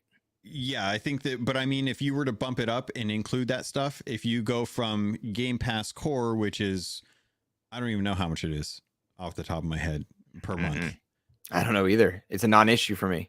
It's a not, yeah. I don't think about it because it's so below what I want that I don't think about it. But anyway, you have the bare minimum, and then you have an even larger gap between Ultimate and the minimum. That will cause more people to question whether or not they actually want to hold on to Game Pass Ultimate, or whether it's just easier for them to buy the games outright. I would look at this comment from Joseph Moran. He's talking about PC and consoles and whatnot. He says he knows a lot of youngins who are excited for Ghost of Tsushima to come to PC who wouldn't buy a PS5 or wouldn't buy a PlayStation for any exclusive. Let's just tell you right now, I don't know a single young kid that's like Ghost of Tsushima on PC. Like, what are you talking about? Youngins? Who are these youngins? Yeah, like I don't think that part's true. What playgrounds are you hanging out in? But I do agree with his next comment. I think maybe this is the point he's making. It's only the old people that care about exclusivity. I agree with that. I think that's because as olds, our mentality has shifted more to value and retention. Like we want to know that our money, because kids don't care about money. They don't play anything that actually costs money. They ask their parents for Roblox money. That's they don't care like where they're spending their money. It's frivolous to them. The people that care about their investment and want to know that their value is solidified with every dollar they spend, they're the ones that care about exclusivity because it enriches the ecosystem that they're investing in. That's why they care about, olds care about it, is because we don't have retirement funds. Yeah. Okay. Logan, as much as the industry seems to be down, one of the companies that seems to be like able to avoid it is Capcom, which very much confused me and also made me happy. Capcom making money and doing well for the last 12 months. Company sold 45.9. Oh my God. 45.9 million games this year, thanks in part to Street Fighter 6 and Dragon's Dogma 2. That is a remarkably high amount of games. That can't be right. 45.9 million copies of games sold. Wow. It's surprising to me that Capcom is reaching just record levels of success, all the while the industry is in this weird contraction. To counter that and to show kind of a comparison point there, Warner Brothers talked about Suicide Squad being disappointing, and they blamed Suicide Squad for this is just disappointing, mind you, for $200 million in earning profits shortfall from projections, which is just astronomically silly that they thought they were going to make that much money on Suicide Squad. That is beyond me. Beyond me. So to see Capcom hitting these highs and the rest of the industry just hitting lows, and Suicide Squad is a nice example that people like to dunk on, but it's indicative of a bigger problem. I just kicked my monitor. That hurt. It is indicative of a bigger problem of expectations not being appropriate. And somewhere, somehow along the way, the messaging has to make it back to shareholders and investors that the industry is not going to keep doing the same thing that it was doing when people were shelter in place. It's just not. Yeah.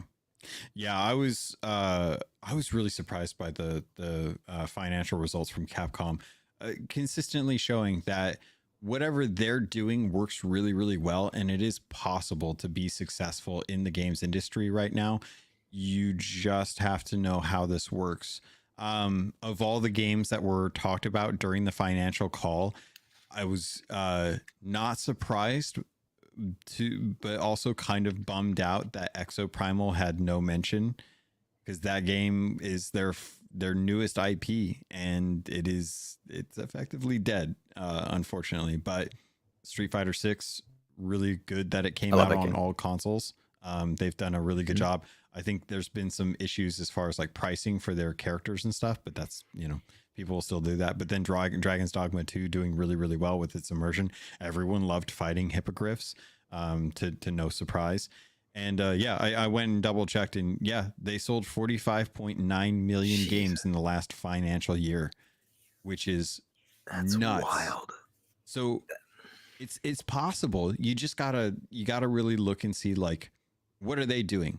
They're investing heavily in IPs that are their strongest. Dragon's Dogma, Resident Evil, Street Fighter. They know what to do, and they're focusing on that, and it works. So when I look at like things that are going on with ZeniMax right now, and them wanting to reinvest in Fallout and Elder Scrolls and Starfield and stuff like that, and I'm like, yeah, no, that if it's working for Capcom, I don't see why they shouldn't be taking that page out of that book. And then Mhm. you look at Warner Brothers, who's like, we're gonna do something fresh and interesting, and take a chance on Suicide Squad and Arkham Fresh and Knights. interesting. Suicide Yeah, Squad. fresh and interesting. That's Are you what they saying would. they are saying that? They're saying that this is fresh and interesting. I, Boy. I look at it and I think this is gonna be real bad, and I can't wait for this this flaming dumpster to roll down the hill. So I'm not surprised, and it's clear that Warner Brothers has no clue how to operate in this industry. They took the wrong messages away from Hogwarts Legacy. They're taking the wrong messages, or they're having the wrong expectations with Suicide Squad. They just are not. They are not good for gaming right now, the way like Embracer is good for gaming. Like, they just should not be in charge of what's going on with those studios, because they have no clue. And honestly, I think it would have been a better purchase if Xbox had picked up the Warner Brothers studios as opposed to ABK, because I think it would have been a heck of a lot better for them. And they probably could have stopped Suicide Squad, because nothing will at this point. Yep. Oh, Oh man, it's just the compare and contrast elements of looking at some of these numbers is just wild. Like, yeah. Game Pass going up potentially in price next to Capcom selling 45.9 million games, next to Warner Brothers losing 200 million. It just shows a bigger problem. And if Game Pass goes up in price, but you get Avowed, Call of Duty, Indiana Jones, what's the other one?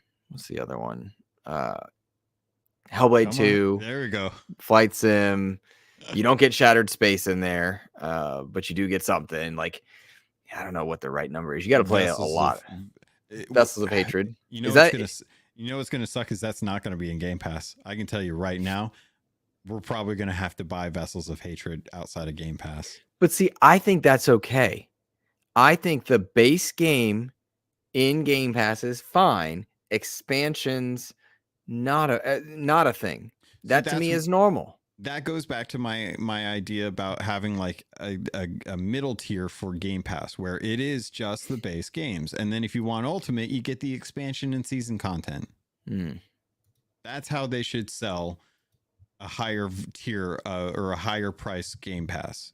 That's I how think I they would do it. lose money that way. I think you sell those expansions separate.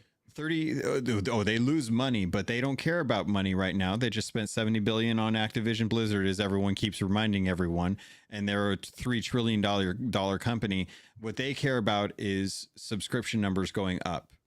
They care about how many monthly active users. In my mind, that's what they care about, because they can have a successful game like Hi-Fi Rush according to all their metrics and still shutter the studios. So it's obviously not a money issue. It's a subscriber issue. It's a monthly active users issue. They can sell Hellblade at $50 and not care about money. It's not money to me that they care about. I think it's money they care about. I don't agree with that. I don't Okay. see your logic doesn't match for me.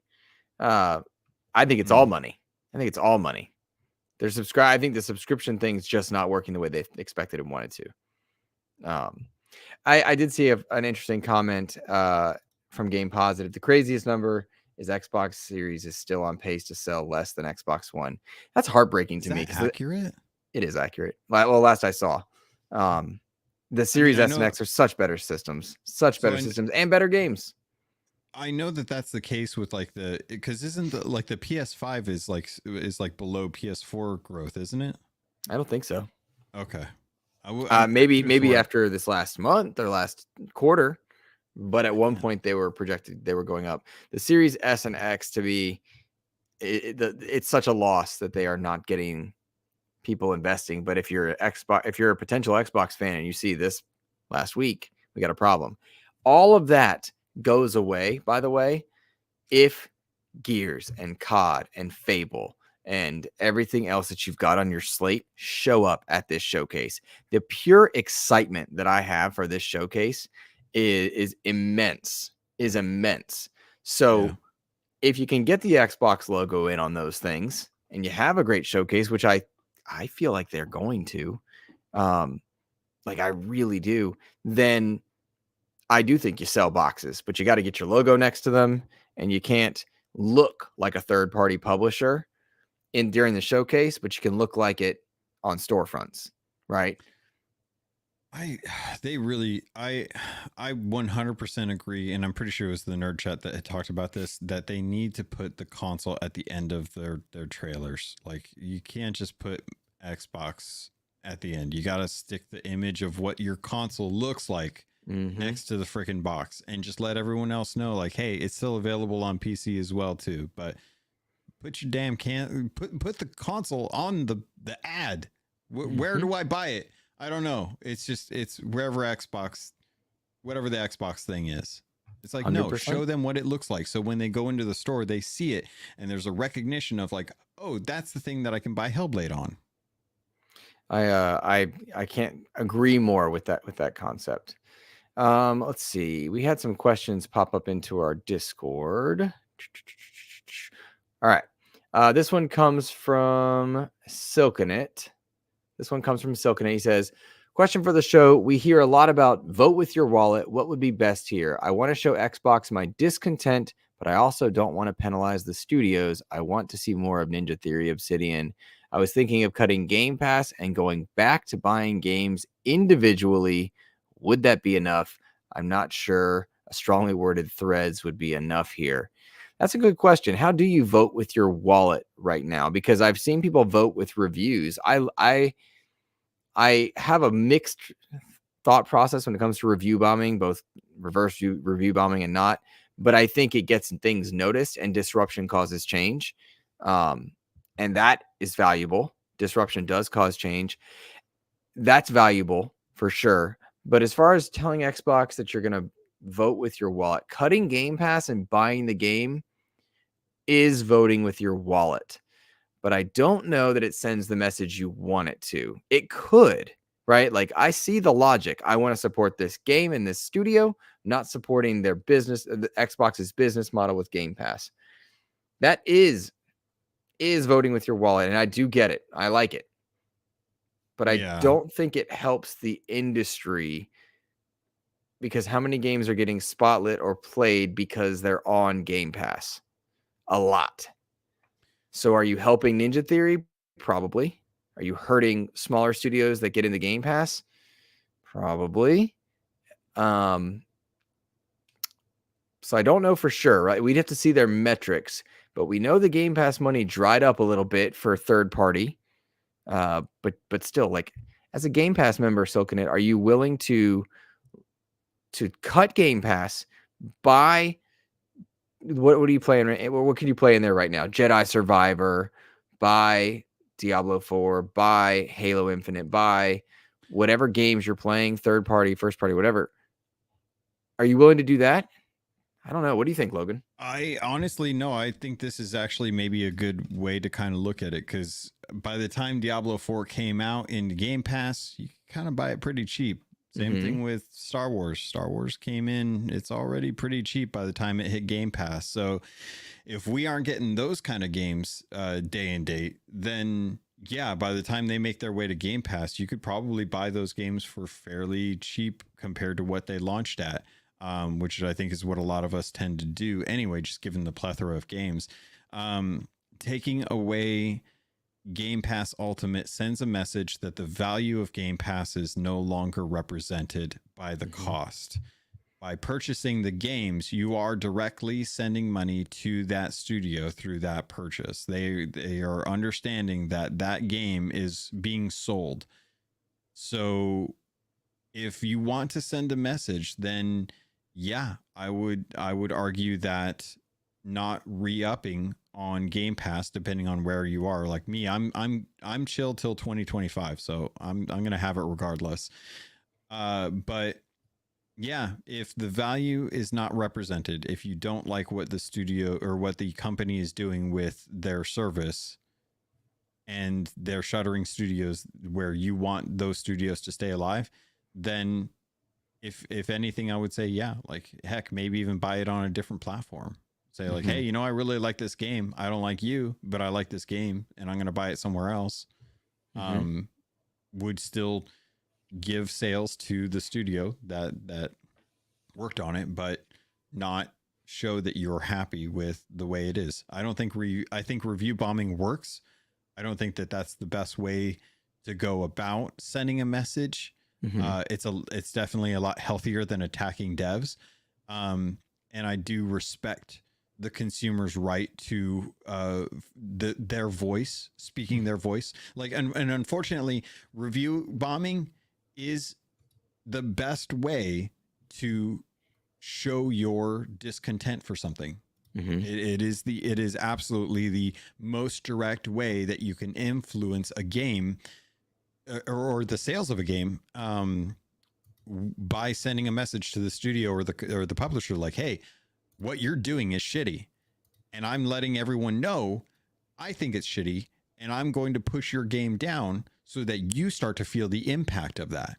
Because it worked for Helldivers, and I hate to say it, but it did work for Helldivers, and as a result of the review bombing, they went and adjusted the Ghost of Tsushima availability in all places on Steam, because Ghost of Tsushima was going to have a PSN login requirement, and that's not available in all countries. So they had to change where that availability is on Steam. So now in certain countries you can't buy Ghost of Tsushima because PlayStation was trying to slip in this like narrative that we want to have people logging into PSN accounts so that we can get them locked in the ecosystem for these games. PlayStation, by the way, such a stupid attitude when it comes to that PSN login and the way they handled it with Helldivers. You don't take away something that's working. You don't take away things from people that have it. You maybe with we say like, hey, going forward, we're going to need PSN IDs to help better curate our ecosystem. Don't pretend like it's for the kids or some dumb thing like that, but just say like, hey, going forward. But it was disabled for Helldivers. Don't turn it on and then limit your customer base that has spent money for you. That was such a dumb thing. Yeah. And it's just embarrassing. And these self-inflicted wounds by gaming companies. And then the sheer audacity for some of those companies to be confused as to why it's happening or seemingly caught off guard just further proves how out of touch they are. And that's partly why I think someone like Sarah Bond, to go back to it, looks so uncomfortable. I don't think she's ignorant to the frustration gamers are going to feel here, right? Yeah. I think she knows what's going to happen and people are going to be disappointed in. So, that happens. Rick Davis wrote a friggin' essay in Discord for the questions channel. And then, side note, if you picked up a gifted membership today, if you got a channel membership to YouTube, the description for the membership perks now includes your Discord access. I had that fixed. It's going, so you can jump into our Discord if you'd like to. And I encourage it because it's a wonderful place. So I'm going to paraphrase Rick Davis's thoughts here. He says Phil Spencer is routinely credited as the savior of Xbox, and to an extent, he does see why that is, because he took Xbox back from the brink of what Don Matrick left it in. However, since that point, what has he accomplished? Record layoffs, plenty of closures, remarkable failure to deliver quality games, except for those that were well in development by the time of purchase. Despite a huge number of talented and skilled teams under his leadership, as well as an effectively blank check, as well, and an incredible patience by the fan base that has gone largely unwarranted. What has he accomplished? So we'll pose that to the chat. Phil Spencer, what has he accomplished? Do you guys think that he's accomplished quite a bit, or do you think that it's been pretty much a dud?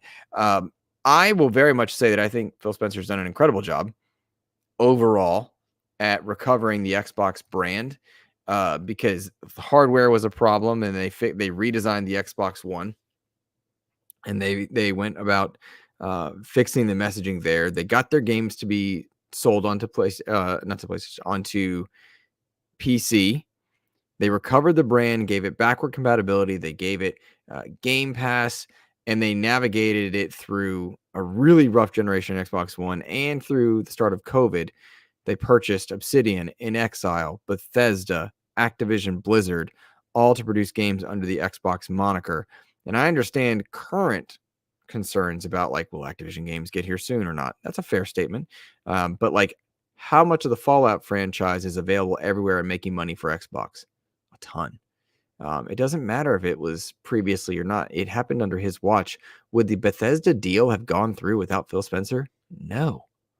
They all openly said it's because of Phil. And so I understand not evangelizing a leader in a corporate world, political world, but pretending that he hasn't done a lot for Xbox, I think, is very short-sighted. What do you think? No, I agree. I came into the Xbox One generation late, and it was because of Sea of Thieves. So I was not there during the beginning of the VCR days, but what I recognize is that Phil has done a good job of successfully keeping Xbox alive and getting Xbox to a point where it is still revered as a competent console in the marketplace. Has Phil succeeded in taking the second place in the industry compared to the competitors? No. Has he succeeded at getting Xbox on top? No. Will it take someone else to be able to do that? Potentially. Unfortunately, he's spent the last X number of years getting Xbox to a point where it was about to get shuttered, to a point where now Xbox is delivering on hardware and in games. It's not successful the way I think PlayStation is successful, and it may take someone else to get that. But to discredit Phil for everything that he's been able to do so far, he's been able to get the console up to a point where we are still investing in the ecosystem, which I think is a solid win for him. I don't think that all of the decisions that he's made are easy or fair, but I'm not him, and I don't have to make those. That's just my perspective as a consumer. Do I want Xbox to be in first place? Yeah, I do, because I love the ecosystem. I love the hardware. But I don't think that it's going to be, I don't know if Phil will be the one to be able to get us over that line. And unfortunately, that is such a monumental hill to have to try and climb, that it would take a lot of Sony doing stuff poorly for people to lose trust in Sony. And that is a very diehard fan base. So it's a very hard thing to navigate, which is why I think Phil recognizes that they lost the generation in the Xbox One, and going into the Xbox Series consoles was already going to be a hard pill to swallow. I think there's potential, but I don't think Xbox is doomed. I don't think that Phil needs to get fired. I think that a lot of the C-suite execs need to take a good hard look at the optics of what they're doing Mm-hmm. and try and decide what they where their success is and be more vocal about what qualifies as a success to them instead of speaking out of both sides of their mouth. Mm-hmm. Because every time they take a step forward, they take a step back and they just end up being right where they started. And they can't seem to just live with the win. There's always something that has to bring them back. And that kind of humility is not going to garner respect from your fan base. It's going to breed resentment because we feel like we're consistently being lied to. Agreed. Um, Logan, I was thinking we could talk a little bit about our showcase predictions, but let's hold off on doing that until next week. I think that'd be a better time to do it. So I will say, listeners, if you're watching live, leave a comment after the show, and if you're watching later on, put a comment in there what your expectations are for the Xbox showcase. What are you expecting to see? What are you hoping to see? Because I think it would be really, really interesting to look at just how excited or not excited people are this week, and then maybe a week or two out, compare it for sure. But I know for me, man, Gears of War. I just want to see Gears so badly. I love Gears. I've purposely had my Xbox One X Gears 5 edition right there just the last few weeks, just because I'm manifesting. I want to see it for sure. So all right. I will say one more time, a thank you to Matt Valdez, whose financial support this episode, gifting 10 memberships as well as a $20 super chat. You're helping me afford my trip to LA so I can do this coverage. You're helping us in the wake of transitioning the show to live, which, Logan, I looked at some numbers. We've been doing live for well over a month now, which is really, really cool. Yeah, it's been. Yeah, you missed an episode or two in that, so probably didn't feel like it. But like we've been doing it since kind of mid to late March, I want to say, which was a big jump in software and setup. But here we are, man.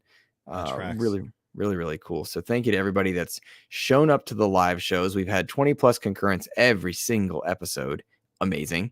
I'm seeing the likes. I'm seeing the engagement. I know our patron and channel memberships have been doing something. And we just can't thank you guys enough for doing that. And I got a lot of teacher appreciation comments this week. So thank you guys to those of you who sent those. Logan, would you be so kind as to let people know what you're working on and what kind of content you got coming either to here or Keelhauled? Yeah, so I think I can mention this. I'm sorry if I mess this up, but I am working on a review for Wizardry, which I'm actually very excited about because it's a game that I probably have zero interest in if it was the game that it was back in the day. But Wizardry is something that Digital Eclipse is putting out. I love that studio, so I was very interested to see like how they're working on this. This RPG because it's an old school RPG that they've really gussied up, and I'm very interested to kind of share some thoughts on that. But that's going to be coming out at the end of the month, so keep an eye out for that later on. Outside of that, Keelhauled is still into its season 12. I think a lot of people are very happy with a lot of the changes that have been made there, and the studio themselves have been working really hard to try and address a lot of the stability issues and consistently been doing downtime, which is the first time in a long time that they've done this kind of like, hey, we're going to take the game down to work on it, throw some patches at it and stuff like that. So that's so good as a Sea of Thieves fan.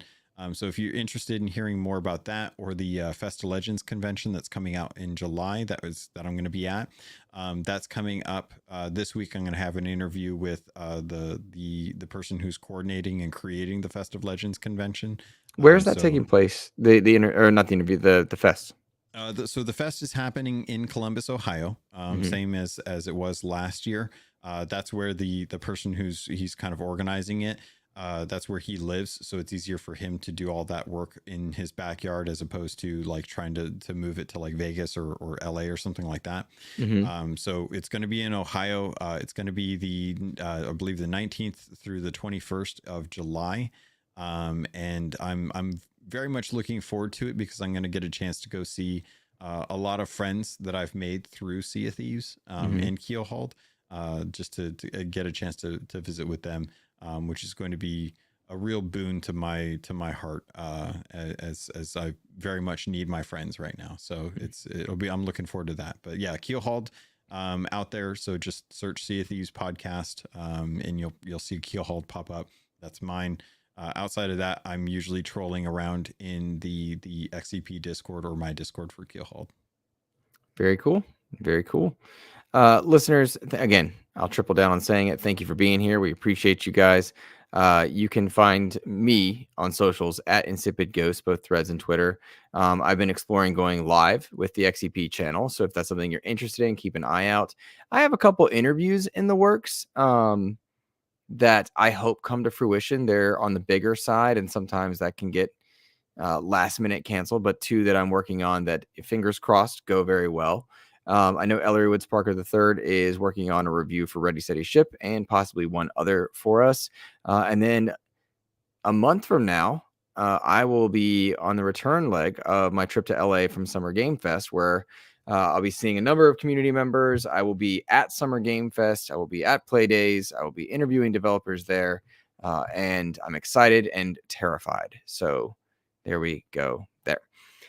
That's going to be it from us. Have a fantastic rest of your week, everyone. Take care.